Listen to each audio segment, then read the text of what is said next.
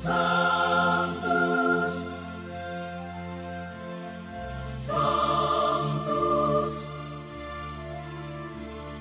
Sanctus Dominus Deus Sabaoth.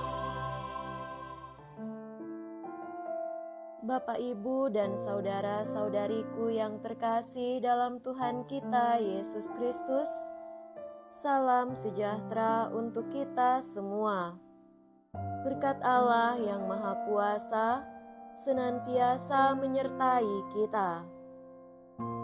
Marilah kita mendengarkan dan merenungkan bacaan-bacaan kitab suci hari Senin tanggal 30 Desember tahun 2024. Dalam nama Bapa dan Putra dan Roh Kudus. Amin. Bacaan pertama dari surat pertama Rasul Yohanes bab 2 ayat 12 sampai 17. Aku menulis kepadamu, hai anak-anak, sebab dosamu telah diampuni karena nama Yesus. Aku menulis kepadamu, hai para bapak, sebab bapak-bapak telah mengenal Dia yang ada dari mulanya. Aku menulis kepadamu, hai orang-orang muda, sebab kamu telah mengalahkan yang jahat. Aku menulis kepadamu, hai anak-anak, sebab kamu mengenal Bapa. Aku menulis kepadamu, hai para bapak, sebab bapak-bapak telah mengenal Dia yang ada dari mulanya. Aku menulis kepadamu, hai orang-orang muda, sebab kamu kuat dan firman Allah diam di dalam kamu, dan kamu telah mengalahkan yang jahat. Janganlah kamu mengasihi dunia dan apa yang ada di dalamnya. Jikalau orang mengasihi dunia, maka kasih akan Bapa tidak ada di dalam orang itu. Sebab semua yang ada di dalam dunia, yaitu keinginan daging dan keinginan mata, serta keangkuhan hidup, bukanlah berasal dari Bapa, melainkan dari dunia. Dan dunia ini sedang melenyap bersama keinginannya, tetapi orang yang melakukan kehendak Allah tetap hidup selama-lamanya. Demikianlah sabda Tuhan. Syukur kepada Allah.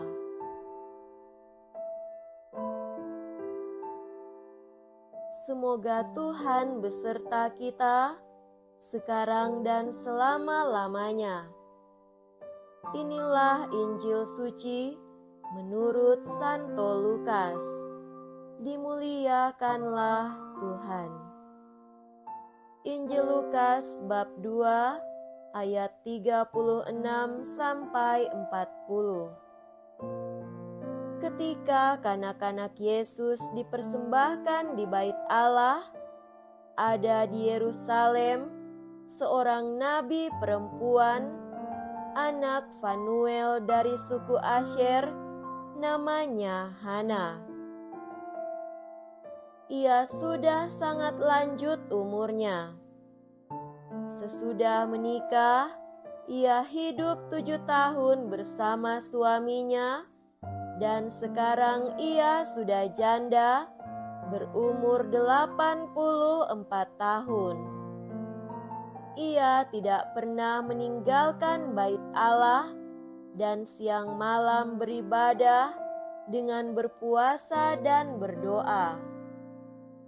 Pada hari kanak-kanak Yesus dipersembahkan di bait Allah, Hana pun datang ke bait Allah dan mengucap syukur kepada Allah serta berbicara tentang Kanak Yesus kepada semua orang yang menantikan kelepasan untuk Yerusalem.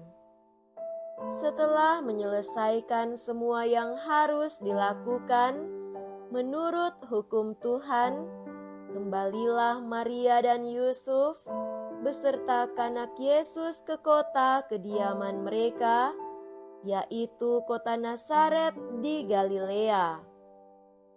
Anak itu bertambah besar dan menjadi kuat, penuh hikmat, dan kasih karunia Allah ada padanya.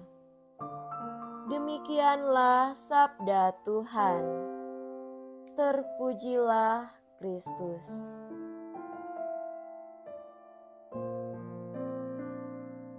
Saudara-saudariku yang terkasih dalam Tuhan kita Yesus Kristus, tema renungan kita pada hari ini adalah komitmen yang tidak sia-sia. Banyak yang mencoba melihat Hana sebagai nabi yang khas, bisa jadi adalah seperti gereja di tengah dunia ini yang sedang mengembara menuju surga abadi, gereja yang adalah seperti sebuah keluarga. Sangat detail bagaimana Injil menceritakan tentang Hana, siapa dia, dari mana dan latar belakangnya. Yang pasti, Hana memfokuskan pewartaannya, yakni mengucap syukur kepada Allah dan berbicara tentang anak itu kepada semua orang. Seorang anak yang akan membawa pembebasan datang bersama ayah dan ibunya, berjumpa dengan Allah dalam bait-Nya, namun juga perjumpaan dengan banyak keluarga, termasuk Hana dan Simeon, dua orang tua yang sudah menantikan semua ini dengan harapan. Sebuah perjumpaan karena kasih Allah yang membebaskan dari egoisme, kesepian, dan kesedihan yang banyak kali membelenggu keluarga. Saudaraku terkasih, ketika menulis eksortasinya Amoris Laetitia, yang berarti kegembiraan kasih, Paus Fransiskus mengungkapkan banyak teks kitab suci yang berbicara tentang keluarga, keturunan, kisah cinta, dan juga krisis dalam keluarga. Ada juga keterangan tentang bagaimana Yesus bertumbuh dalam sebuah keluarga, menerima nilai-nilai keluarga, mengetahui krisis dalam keluarga, dan banyak relasi tidak sehat yang melukai kasih dan cinta yang seharusnya membawa kepada pembebasan. Ini sebuah kisah keluarga dan kita termasuk di dalamnya, berbagi banyak kisah, yakni makan bersama, rekreasi, pekerjaan dalam rumah seperti mencuci, membersihkan, memasak, dan berdoa. Namun jika semua itu tanpa nilai cinta dan kasih yang sebenarnya, seperti yang diwartakan Yesus, pasti tak ada kegembiraan dan harapan. Menjelang akhir tahun, bagaimana kita menghidupi nilai-nilai iman dalam keluarga? Apakah kita perlu seseorang seperti Hana agar kembali kepada nilai-nilai yang sebenarnya? Jangan lupa, Yesus selalu berada di tengah keluarga. Jadikanlah Yesus sebagai pemersatu yang mempererat hubungan cinta kasih dan kasih sayang di tengah keluarga. Biarkan firman-Nya meluruskan jalan kita dan menuntun kita kepada kebahagiaan sejati. Semoga demikian. Amin. Dalam nama Bapa dan Putra dan Roh Kudus. Amin.